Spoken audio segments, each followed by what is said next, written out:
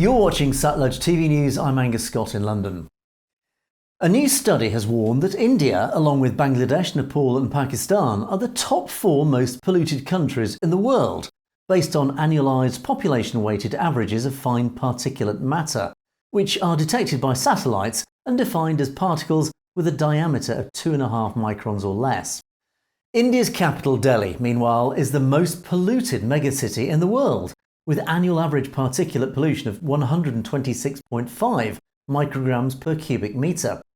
Air pollution is more dangerous to the health of the average person on planet Earth than smoking or alcohol, with the threat worsening in its global epicentre South Asia, even as China fast improves.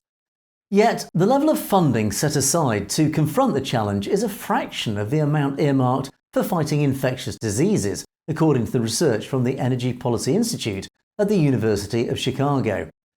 Its annual Air Quality Life Index report showed that fine particulate air pollution, which comes from vehicle and industrial emissions, wildfires and more, remains the greatest external threat to public health.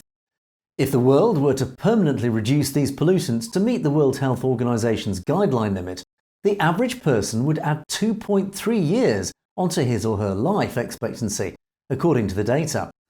Fine particulate matter is linked to lung disease, heart disease, strokes and cancer. Tobacco use, by comparison, reduces global life expectancy by 2.2 years, while child and maternal malnutrition is responsible for a reduction of 1.6 years. Asia and Africa bear the greatest burden, yet have some of the weakest infrastructure to deliver citizens timely, accurate data. They also receive tiny slices of an already small global philanthropic pie. While the Global Fund disburses $4 billion annually on HIV or AIDS, malaria and tuberculosis, there is no equivalent for air pollution. China, on the other hand, has had remarkable progress in terms of its war on air pollution, which began in 2014, according to the study. Its air pollution dropped 42.3% between 2013 and 2021. If the improvements are sustained, the average Chinese citizen will be able to live 2.2 years longer. In the US, legislative actions like the Clean Air Act helped reduce pollution by 64.9% since 1970, helping Americans gain 1.4 years of life expectancy.